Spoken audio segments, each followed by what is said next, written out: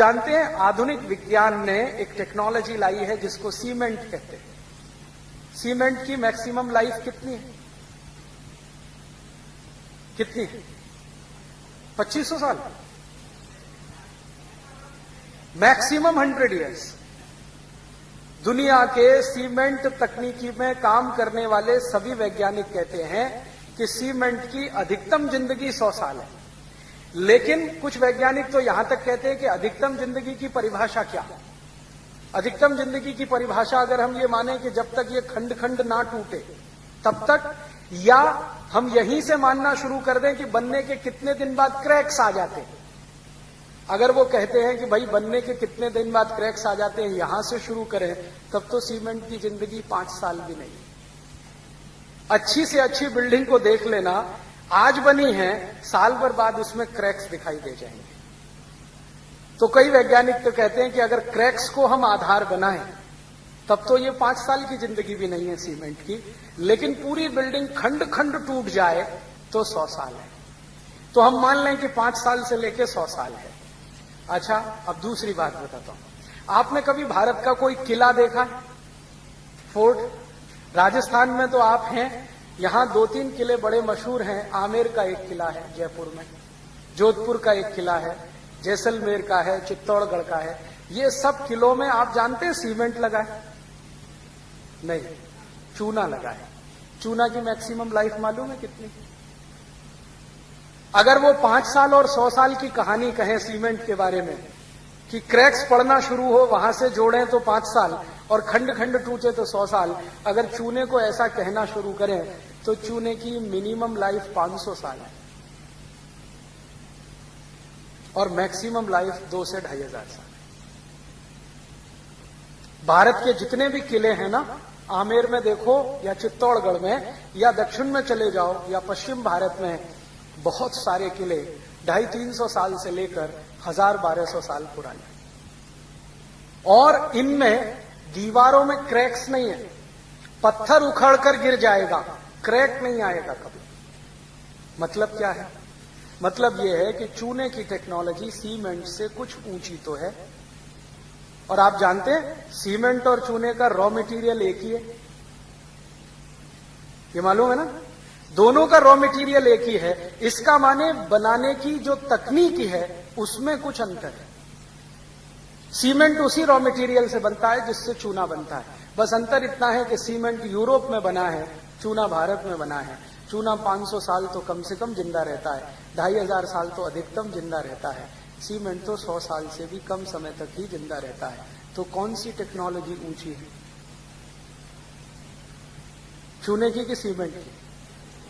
अब आप ये कहेंगे कि अगर ये चूने की टेक्नोलॉजी बहुत ऊंची है तो हम घर क्यों नहीं बनाते इससे? ये प्रश्न आएगा कि नहीं मन में? हाँ, तो इस प्रश्न का उत्तर ये है कि हम चूने से ही घर बनाया करते थे आज से 150 साल पहले तक। जितने घर आप देखो ना भारत में पुराने 150 साल 200 साल, वो चूने से ही बने हैं। हम 150 साल पहले तक सभी भारतवासी चूने से ही घर बनाते थे, और जो भारतवासी थोड़े गरीब होते थे वो मिट्टी से घर बनाते थे। और अभी भी कुछ भारतवासी गिने चुने हैं जो चूने से बनाते हैं, लेकिन मेजॉरिटी में आज सीमेंट इस्तेमाल करते हैं। पिछले 150 साल में हुआ ये कि जो देश में चूना बनाने की टेक्नोलॉजी डेवलप हुई हजारों साल में, अंग्रेजों ने उस टेक्नोलॉजी को बैन किया था। और इस देश में पता है अंग्रेजों ने क्या किया था? 1850 के आसपास एक कानून बना दिया था कि चूने का काम करना गैर कानूनी है और सीमेंट से घर बनाना कानूनी है। तो हुआ ये कि जो लोग चूने से घर बनाए, अंग्रेज सरकार जेल में डालती थी उनको, उनके घर तोड़ दिए जाते थे, बुलडोजर ला के उनके घर पे चला दिए जाते थे। जो सीमेंट से बनाए उनका एप्रिसिएशन होता था। कारण क्या था? अंग्रेजों को अपनी कंपनियों का सीमेंट बिकवाना था इस देश में और चूने की इंडस्ट्री को खत्म करना था। आप जानते हैं कि चूना और सीमेंट का रॉ मटेरियल एक ही है। तो अंग्रेजों ने क्या किया कि यहां से जो चूने का रॉ मटेरियल है वो सब शिप्स में भर भर के इंग्लैंड भेजना शुरू किया। वहां से वो सीमेंट बन के भारत में आना शुरू हुआ। हमको चूना मिलता नहीं था घर में बनाने के लिए, सीमेंट आसानी से उन्होंने उपलब्ध करा दिया। तो भारत में पहले चूना बनाने के छोटे छोटे केंद्र होते थे, छोटे छोटे, लगभग हर गांव में एक, कभी कभी 2 गांव के बीच में एक चूने बनाने के केंद्र आपने कभी देखे हो तो उसमें कोई बड़ी भारी मशीन नहीं लगती है। एक छोटा सा खड्डा खोदा जाता है, सर्कुलर, कुछ करीब करीब 5-6 फीट गहरा होता है, और एक मोटा सा पत्थर का पहिया बनाया जाता है। उस पहिए के नीचे चूने का जो रॉ मटेरियल है, स्टोन, जिस स्टोन से चूना बनता है, जिसको लाइम स्टोन कहते हैं, वो छोटे छोटे टुकड़ों में तोड़कर उस सर्कुलर शेप की जो खाई है ना, ट्रेंच, उसमें डाल देते हैं। उसके ऊपर वो पत्थर घुमाया जाता है और इसके ऊपर बीच बीच में दूध डाला जाता है। दूध, आप सोचो, हमारे हिंदुस्तान में दूध डाल के चूना तैयार होता, माने दूध हम सिर्फ पीते नहीं थे, दूध से चूना भी बनाते थे। इसका मतलब यह है कि दूध बहुत होता होगा। क्या मतलब हुआ? चूने में दूध डाल रहे हैं पानी की जगह, इसका मतलब यह है कि दूध बहुत होता होगा। तो हमने सुना है कि इस देश में दूध दही की नदियां बहती थी, तो नदियों में पानी की जगह दूध नहीं बहता था, दूध का उत्पादन बहुत होता था, और वो दूध इतना होता होगा कि पीते पीते बच गया तो हम उससे नहाते भी थे। आपने सुना है इस देश में कहते हैं दूधो नहाओ, कभी ये सुना है लक्स नहाओ पूतो फल, या किसी से सुना पियर्स नहाओ पूतो फलो, या Johnson and Johnson baby soap नहाओ पूतो फलो?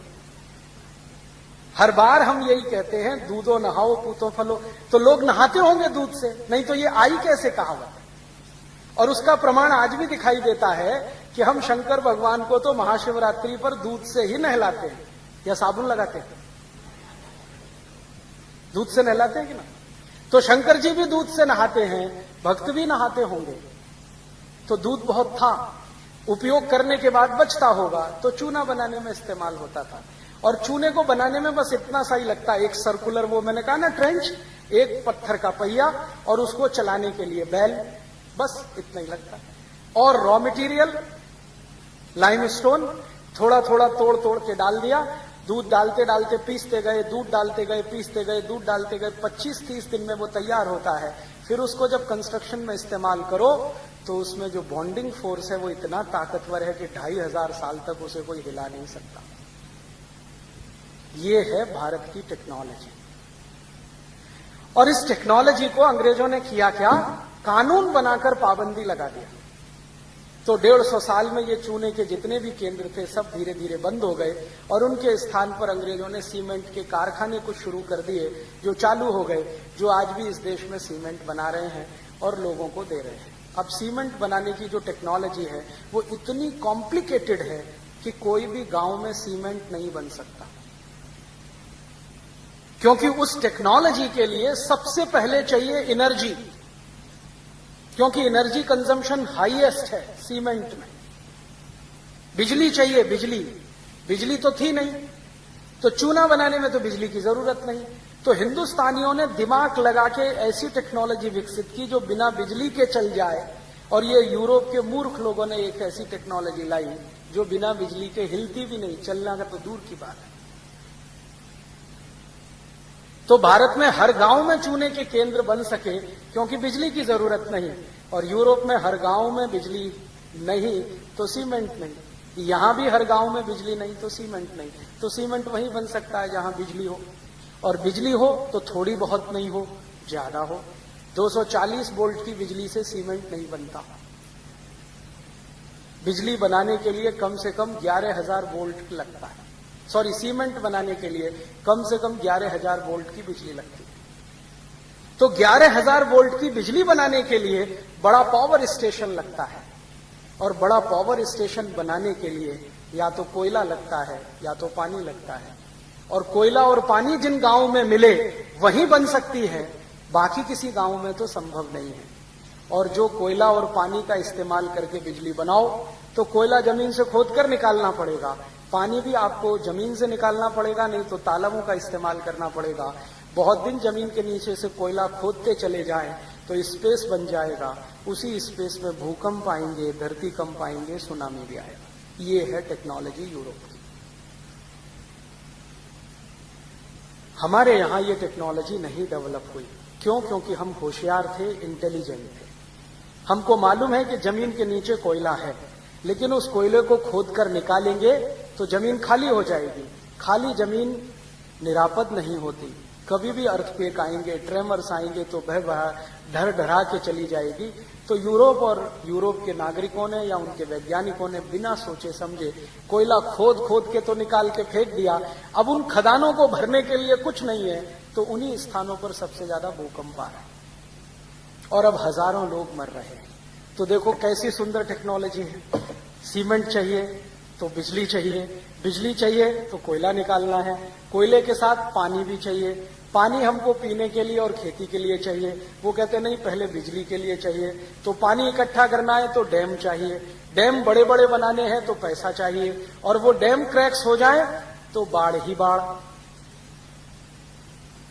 फंस गए ना।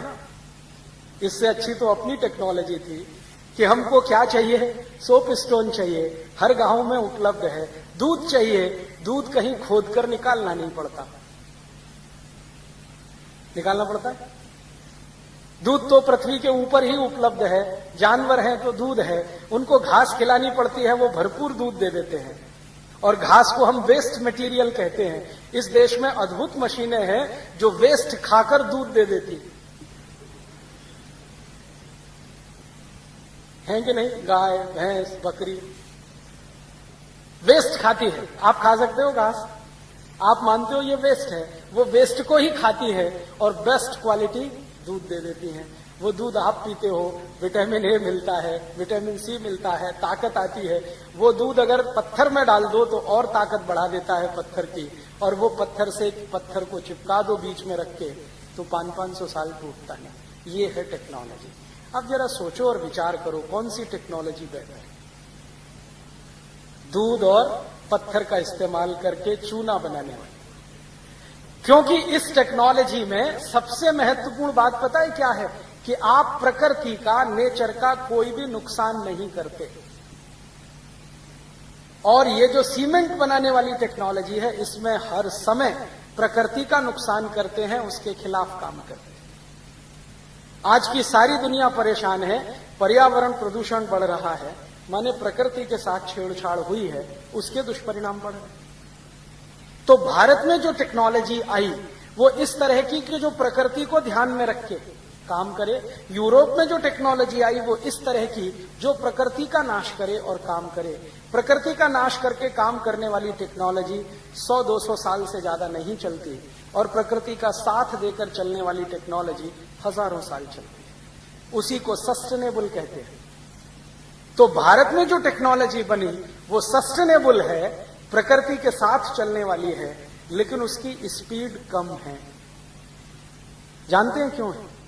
क्योंकि नेचर की स्पीड भी कम है।